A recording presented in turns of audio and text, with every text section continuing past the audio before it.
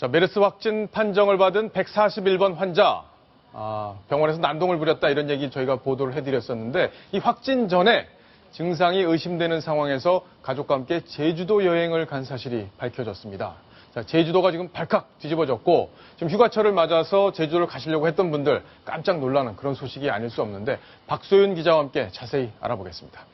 자, 박 기자. 네. 좀 깜짝 놀랄 만한 소식인데 비행기도 탔고 가서 호텔도 묵고 증상은 좀 있었다는 거잖아요. 네, 그렇습니다. 일단 그 일정을 보면요. 예. 6월 5일부터 8일까지 3박 4일 일정으로 제주도 여행을 다녀왔습니다. 당시에 부인과 아들 그리고 친구 가족과 함께 그러니까 8명이 여행을 같이 갔습니다. 갈 때 말씀하신 것처럼 비행기를 타고 갔는데요. 대한항공 비즈니스석을 이용을 했습니다. 그리고 일정을 보면요. 네. 신라 호텔에 머물렀습니다. 그곳에서 그랬군요. 밥도 먹고 수영장도 이용을 했고요. 거기서 또 아들과 함께 코코몽 에코파크도 갔었고 제주시 조천읍에 있는 승마장도 이용을 했습니다. 이렇게 3박 4일 일정을 굉장히 바쁘게 보냈는데 문제는 실제로, 제주도 여행 당시에 몸이 좋지 않았다. 그래서 혼자 시간을 많이 보냈다. 이렇게 얘기를 한 겁니다. 아, 그래요? 네, 이 몸이 좋지 않았다는 것이 메르스 증상, 의심 증상이라면 좀 위험할 수 있는 거죠. 그때 누군가와 접촉을 했다면 이게 누군가에게 전염됐을 가능성이 있기 때문입니다.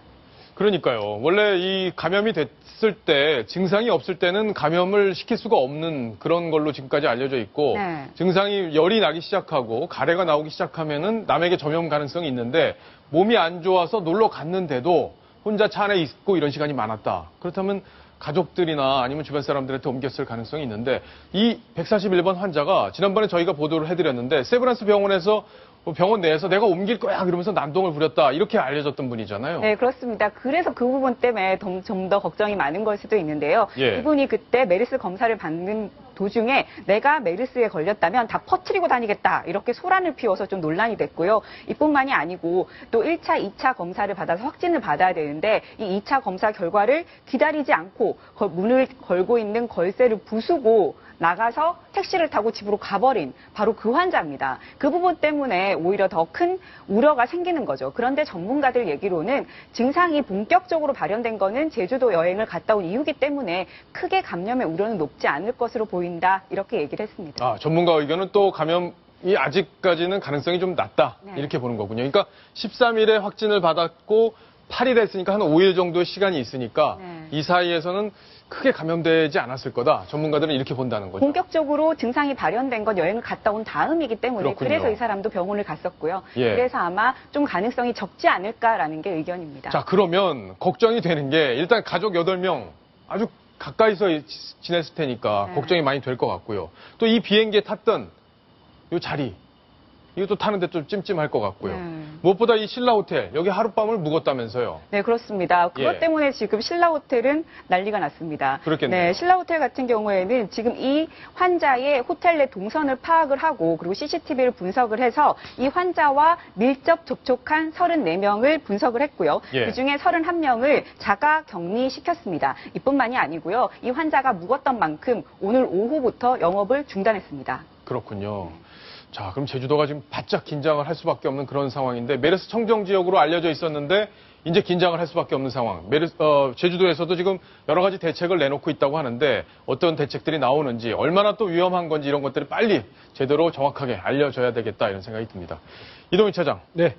자, 메르스 환자가 보니까 3명이 늘었습니다, 이제.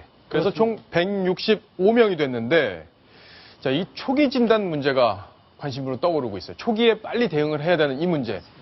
이것 때문에 문제가 된 사례도 있고요. 정리를 좀 해주시죠. 지금 여태까지 보고된 바에 따르면 발열 증상이 나오고 했을 때 바로 보건당국에 신고해서 치료를 받은 사람들의 완치 비율이 상당히 높습니다. 어떤 증상이 있었는데도 제때 보건당국에 신고하지 않고 마치 별일이 아닌 것처럼 대응을 하다가 오히려 상태가 나빠진 분들이 많다. 이런 분석이 나오고 있는데요. 이런 조사 결과가 나온 만큼 자기 신체에 어떤 발열과 기침, 이런 메르스 증상이 조금이라도 느껴졌을 때는 곧바로 보건당국에 의뢰를 해서 검사를 받는 게 중요하다. 이런 점들을 정부가 역설을 하고 있습니다.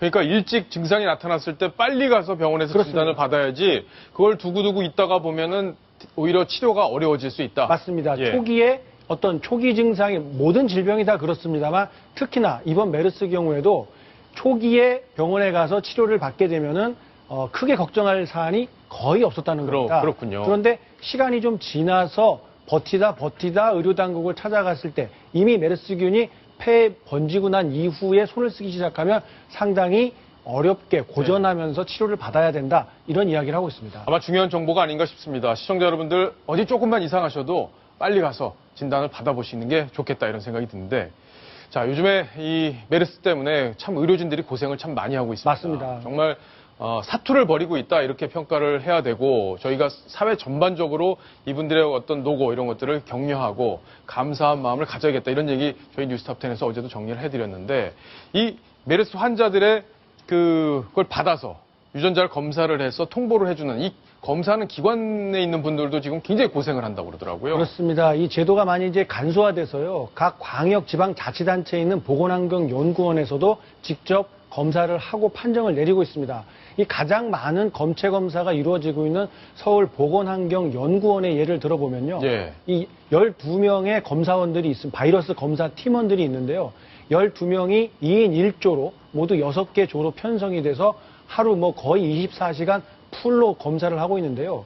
이 검체가 들어오는 검사 의뢰 건수가 하루에 60건이나 된다고 합니다. 그런데 한 팀이 그 한 개 샘플을 검사하는데 4시간에서 6시간, 평균 5시간이 걸린다고 해요. 그래요? 그러니까 하루에 서너 시간만 자고 쉬지 않고 검사를 해도 예. 절반에도 다 처리를 못할 정도의 아주 엄청난 양이 밀려들고 있다, 이렇게 보시면 되는데요.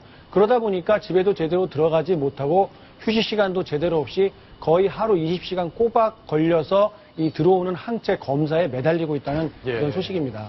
자, 이재인 바로 서울보건환경연구원 질병연구부 바이러스팀 박사의 이야기인데, 오늘 언론 인터뷰 내용을 저희가 소개를 좀 해드리겠습니다. 자, 끝이 안 보이는 전쟁이라고 하지만 우리는 그렇게 생각하지 않는다. 몸은 힘들지만 메르스가 종식될 때까지 실험실에서 끝까지 싸울 것이다. 정말 국민들에게 용기를 주는 그런 말씀이 아닌가 싶은데, 식사도 제대로 못 하시고 라면 드시고 막 쪽잠 주무시고 이런다고 그러더라고요. 그렇습니다. 그 인터뷰 내용을 좀 살펴보니까요. 우리 이 박사께서 또 이런 얘기를 했더라고요. 고3 아들도 제대로 얼굴도 가물가물할 정도다, 이런 얘기를 하고 있고요. 지금 앵커가 지적하신 대로 식사도 제대로 할 수가 없는 상황이다. 그리고 또 한 가지 또 걱정스러운 대목은 이 음압병실에 이 바깥으로 바이러스가 퍼지지 않는 특수 환경이, 이 특수 기계가 설치된 특수 병실에서 일을 하다 보니까 예.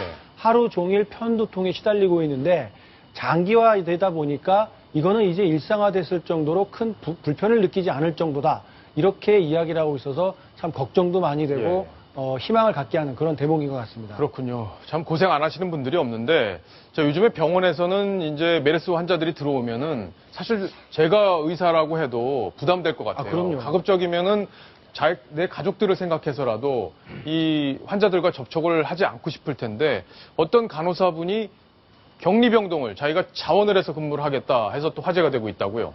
그렇습니다. 서울의료원의 수간호사 최우영 수간호사입니다.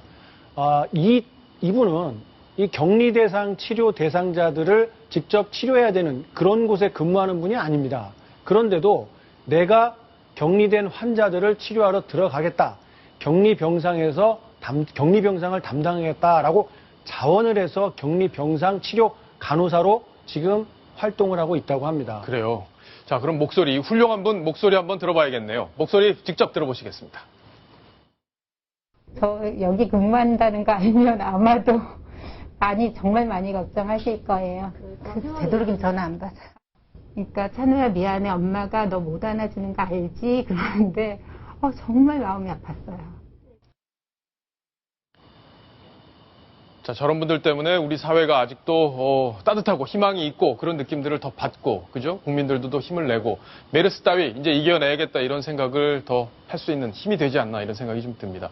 박소연 기자. 네. 근데 지금 이제 우리 관광객들, 우리 국내로 들어오는 관광객들이 많이 줄었잖아요. 네. 그래서 외국에서도 우리를 굉장히 걱정어린 시선으로 바라보고 있는데, 자, 그런 문제들이 점점 더 심화되고 있다 이런 얘기들이 좀 나오고 있어요. 네, 그렇습니다. 이 한국으로 오는 중국 관광객 숫자만 준 게 아니라 이 한국에서 중국으로 관광을 가려는 우리 관광객들을 거부하는 경우도 지금 생기고 있습니다. 바로 중국 베이징에 있는 5성급 호텔 얘긴데요. 이 춘희원이란 곳입니다. 이곳이 제가 인터넷에 찾아봤더니 객실 안에 개별 온천이 다 있고요. 또 복층으로 굉장히 럭셔리하게 꾸며놓은 곳이라서 예. 우리나라 관광객들에게 굉장히 인기가 많은 곳이라고 합니다. 그런데 지금 이곳이 그 한국에 있는 여행사들에게 메일을 보내서 한국 관광객을 더 이상 받지 않겠다. 그래요? 예, 기존의 예약 손님도 오늘까지만 받고 내일까지만 받고 더 이상은 예약을 받지 않겠다. 이렇게 통보를 한 겁니다. 이 중국 관광업계에서 한국인 관광객을 거부한 것은 이번이 처음인데요. 문제는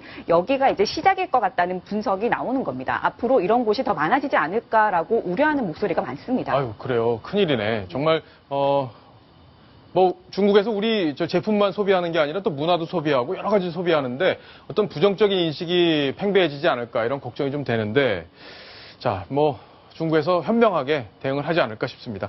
자, 여기 지금 저희가 여러 가지 것들을 갖고 나왔습니다. 보면 일반 비누도 있고요. 그리고 알코올이 들어간 손 소독제도 있는데 이동희 차장과 함께 뭐 자세한 얘기 좀 들어볼 얘기가 있습니다. 시청자 여러분들 이 얘기는 정말 귀담아 들으셔야 될 그런 얘기인데 이동희 차장, 바로 네. 이 비누 얘기잖아요. 그렇습니다. 예, 많은 분들이 비누로 손을 씻게 되면은 깨끗하게 세균을 없앨 수 있다. 이렇게 알고들 계신데요. 비누에도 어떤 숨은 함정이 있다는 이야기입니다. 예, 통상 보면은 비누가 이렇게 곽에 담겨져 있잖아요. 그렇죠. 그렇다 보니까 사실 지금 이게 사용하던 비누를 가지고 왔는데 실제 화장실에 비치된 이 비누를 보게 되면 물에 많이 젖어 있게 돼 있습니다. 이렇게 불어 있죠, 약간. 불어 있고요. 예. 그리고 여러 사람들이 같이 쓰게 되기 때문에요. 네. 그런데 비누 자체가 세균이나 항균 성분을 갖고 있지는 않습니다. 그걸 씻어내주는 역할을 그렇습니다. 하는 거죠. 매끄럽기 때문에 매끄러운 성분이 손에 묻어 있는 세균을 깨끗이 딱 흘려 나가게 해주는 역할을 하는 것이지 예. 어떤 알코올 성분 같이 비누의 성분이 세균을 없애주는 그런 효과가 있는 제품은 아니거든요. 자, 그러면 결국에는 이 안에 지금 세균들이 버글버글하게 들어있다? 그렇습니다. 묻어 그래요? 있을 수도 있고 어떻게 예. 보면 습한 곳에 장시간 방치되다 보면 오히려 세균이 증식할 수 있는 것 아니냐 이런 걱정까지 할 수 있습니다. 그런데 예. 물론 이제 비누 자체가 어떤 양분이 있거나 하지 않기 때문에 예. 세균이 증식하지는 않습니다만 욕실 같은 그런 습한 곳에 장시간 비치되다 보면은 세균이 다른 곳보다 오히려 많이 묻을 수 있다. 이런 점에 주의하셔야 될 겁니다. 예.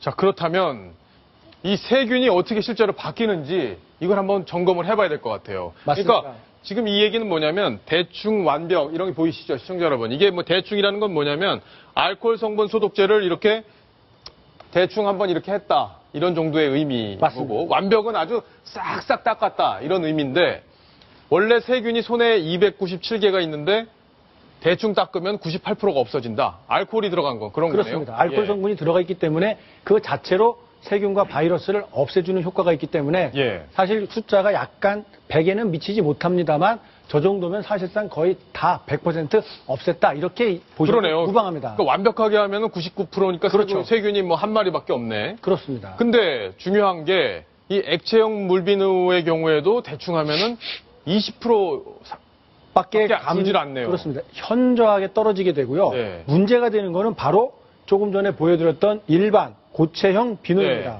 대충 씻었을 경우에는 오히려 세균수가 늘어나네요. 것까지 왜냐하면 예. 그 안에 이미 묻어 있었거든요. 네. 비누 안에 묻어 있는 세균이 내 손에 올바붙을 수 있다 이런 이야기입니다. 그래서 화면에 보시는 것처럼 손을 완벽하게 깨끗이 씻어야만 이런 고체형 비누를 사용했을 때는 그제서야 세균수가 줄어드는 것이지 그렇지 않고 대충 손을 씻었을 경우에는 오히려 세균수가 증가하는 그런 안 좋은 결과를 가져올 수도 있습니다. 예. 저는 깜짝 놀랐는데 보니까 저도 비누로 집에서 손 많이 씻거든요. 근데 결국에는 대충 씻는데 예, 오히려 늘어난다. 근데 완벽하게 씻어도 결국에는 13% 정도밖에 안 줄어든다, 세균이. 그렇습니다. 예. 그렇기 때문에 이런 일반 물비누나 전문 세정제를 사용하시는데 전에도 한번 소개해 드렸습니다만 이 손을 씻을 때는 이렇게 화면에 보시는 것처럼 손 바닥을 씻고 손 등까지 씻은 다음에는 깍지를 껴서 이 손 사이사이를 깨끗하게 씻어주는 습관 그리고 손가락 마디마디 손바닥과 손톱 사이사이까지 모두 닦아주는 그런 손 씻기 습관을 들이시는 게 무엇보다 중요합니다. 예. 자, 전문가 얘기를 한번 또 들어봐야 될 텐데 실제 이 비누 세균이 얼마나 들어있는지 또 대충 닦았을 때 어떤 효과가 있는 건지 이런 것들 직접 한번 들어보시겠습니다. 가능성이 전혀 없다고 얘기할 수는 없죠. 비누 자체는 그렇게 살균 작용을 하는 게 아니잖아요.